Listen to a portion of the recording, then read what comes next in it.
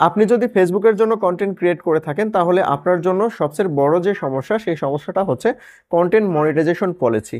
অনেক সময় দেখা যায় নিজের ভিডিও নিজে আপলোড করেও এই কন্টেন্ট মনিটাইজেশন ইস্যু চলে আসে, অথবা দেখা যায় আপনি ভিডিও তৈরি করছেন, আপনি নিজে আপলোড করছেন, কারো কাছ থেকে কোনো কিছু ধার করছেন না অথবা পাইরেসি করছেন না, তারপরেও দেখা যাচ্ছে যে এই কন্টেন্ট মনিটাইজেশন ইস্যু কোনোভাবেই রিসলভ করা সম্ভব হয় না। আজকের ভিডিওতে আমি আপনাদেরকে দেখাবো জাস্ট 5 মিনিটের মধ্যে কিভাবে আপনি আপনার ভিডিও থেকে কন্টেন্ট মনিটাইজেশন ইস্যু খুব সহজেই দূর করতে পারবেন।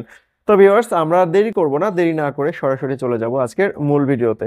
ভিউয়ার্স, যারা ভিডিওটা দেখছেন তারা অনুগ্রহ করে একটা লাইক প্রেস করে ভিডিওর পরবর্তী অংশটুকু কন্টিনিউ করুন, এবং যদি ভিডিওটা ভালো লেগে থাকে এবং এরকম ভিডিও যদি রেগুলার পেতে চান তাহলে অবশ্যই চ্যানেলটা সাবস্ক্রাইব করবেন, তবে সেটা ভিডিও দেখার শেষে গিয়ে। তো ভিউয়ার্স, আমরা চলে যাচ্ছি মূল ভিডিওতে।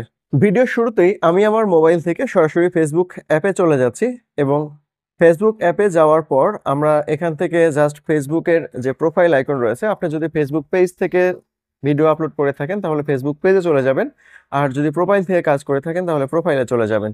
আমি এখান থেকে আমার প্রোফাইল আইকনের উপর একটা ক্লিক করলাম, এখান থেকে আমরা সি ড্যাশবোর্ডে যাব, এবং সি ড্যাশবোর্ডে যাওয়ার পর আমরা এখান থেকে একটু মনিটাইজেশন অপশনের উপরে যাব। মনিটাইজেশন অপশনে যাওয়ার পর আমরা যদি একটু নিচের দিকে স্ক্রল করি তাহলে ইনস্ট্রিম অ্যাড অপশন পাবো। এই ইনস্ট্রিম অ্যাড অপশনের উপরে ক্লিক করব। ক্লিক করলে আমরা এখানে দেখতে পাবো যে আমার এই পেজে কি কি সমস্যা রয়েছে। দেখুন, এখানে প্রথম অপশনটা ঠিক রয়েছে, দ্বিতীয় অপশনটা কন্টেন্ট মনিটাইজেশন ইস্যু প্রবলেম রয়েছে। তার মানে আমাকে কন্টেন্ট মনিটাইজেশন যে পলিসি রয়েছে সেই পলিসি গাইডলাইন আমি ফলো করছি না, ফেসবুক কিন্তু এটা বলছে। আজকের ভিডিওতে আমরা আসলে এই প্রবলেমটা সলভ করব। এই প্রবলেমটা সলভ করার জন্য আমরা আমার মোবাইল থেকে চলে যাচ্ছি ক্রোম ব্রাউজারে।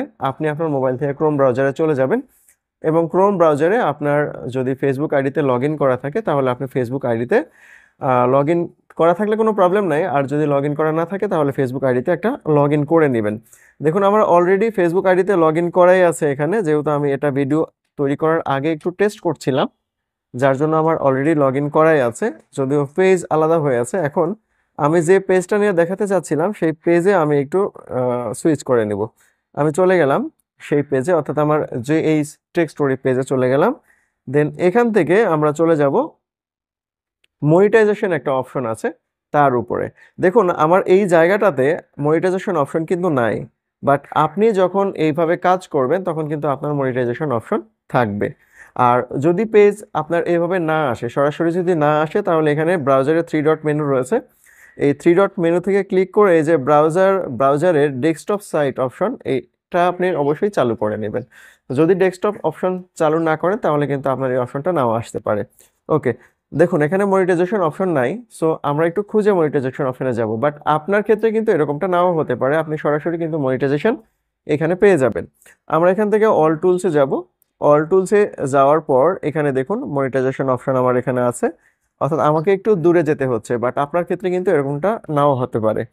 মনিটাইজেশন অপশনের উপরে গেলাম। মনিটাইজেশন অপশনে যাওয়ার পর আমার কিন্তু মনিটাইজেশন অন হয়েছে, আপনারা মোটামুটি সবাই জানেন যে আমার কিন্তু অ্যাড অন রিল কিন্তু চালু হয়ে আছে। ওকে, তো তারপরেও আমার কিন্তু কন্টেন্ট মনিটাইজেশন ইস্যু পলিসি আছে, পলিসিটা আমাকে বেশ ঝামেলা করছে, সো এটা রিমুভ করা দরকার।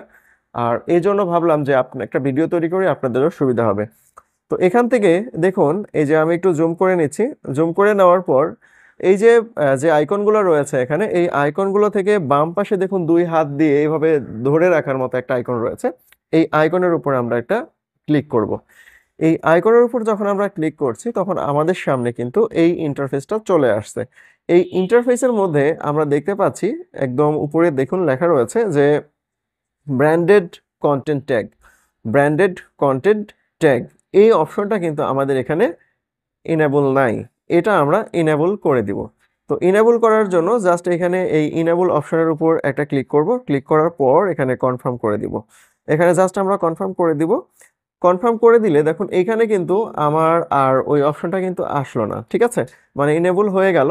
আর এইদিকে লার্ন মোর লেখাটা আসছে, তার মানে আমাদের এটা খুব সুন্দরভাবে কিন্তু ইনেবল হয়েছে। ওকে, এখন আমরা চলে যাব পরের যে অপশন রয়েছে সেই অপশনটাতে।